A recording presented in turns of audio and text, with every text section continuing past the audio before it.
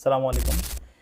শেখ হাসিনার এই ফাঁসির এটা আরেকটু প্ল্যান্ড ওয়েতে হইতে পারতো, যাতে মানুষ বিশ্বাস করতো আলটিমেটলি বিচার প্রক্রিয়াটা সুষ্ঠু হইতেছে। কারণ আমরা দেখছি ট্রাইব্যুনালের সময় যখন যুদ্ধ মানবতা বিরোধী অপরাধের যে ট্রাইব্যুনাল ছিল, সেখানে জামাতের যারা অভিযুক্ত ছিল তাদের জন্য ডিফেন্ড করার জন্য তাজুল ইসলাম ছিল, তাদের দলে জামাতের প্রোডাক্ট ছিল আইনজীবী। কিন্তু এখানে জেডাই খান পান্না এবং অন্যান্য আওয়ামী লীগ সংশ্লিষ্ট যারা আবেদন করলেও তাদের আবেদন খারিজ করে দেওয়া হয় একটা অ্যাবসলিউট। কেন বলতেছি বা কর্মকাণ্ডটা একটু দেখেন। আজকে যখন রায় হলো, রায়ের পরে তার জাস্ট প্রেস ব্রিফিংটা দেখেন, তার মুখে লিটারালি হাসি। একটু দেখেন, আমি দেখাই। আমাকে আমার পক্ষে এই মামলায় কোনো এপিল করার সুযোগ নাই যতক্ষণ পর্যন্ত না আমার ক্লায়েন্টরা এসে মাননীয় মূর্খ, এটাকে অ্যাপিল বলে না, এটাকে আপিল বলে, আপিল। আমি আরেকটা জিনিস একটু দেখাই। তারপরে উনি বলতেছে যে উনি রায় মেনে নিছে, এক কথায় রায় মেনে নিছে, স্বচ্ছ হয়েছে।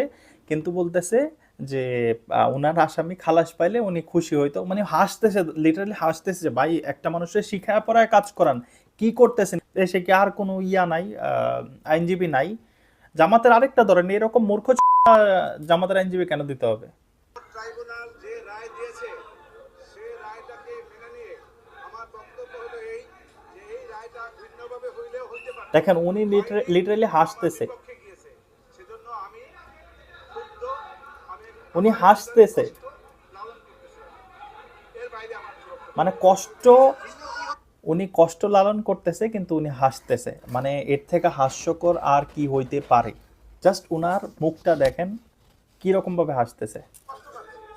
উনি কষ্ট পাইতেছে এবং সাংবাদিক বলতেছে আপনার মুখে হাসি দেখা যাইতেছে।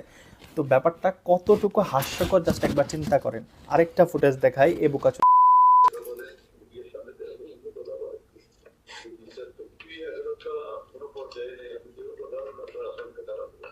না, খালাস পাবে তা বলে নাই। বলছি যে আমি বিশ্বাস করি, যখন সাংবাদিকরা প্রশ্ন করে আমাকে যে আপনার আসামি খালাস পাবে কিনা, আমি বলি যে আমি বিশ্বাস করি যে আমার দৃঢ় বিশ্বাস যে আমার আসামি খালাস পাবে। সেটা তো বলতেই পারি আমি। আমার বিশ্বাস, আমার চেষ্টা, সে জায়গাটা আমি বলতেই পারি। যদি ভুল হয় আমার আদালত আমাকে সংশোধন করবেন।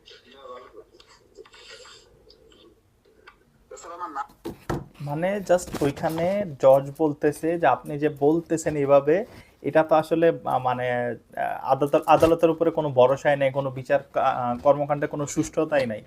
তো আপনারা জাস্ট একবার চিন্তা করেন যে ওইখানে জজ সাহেব, মানে তাদের পুরো একটা প্ল্যান, মানে জামাতি ওয়েতে, জামাতের জজ, জামাতের বিরোধী দল, জামাতের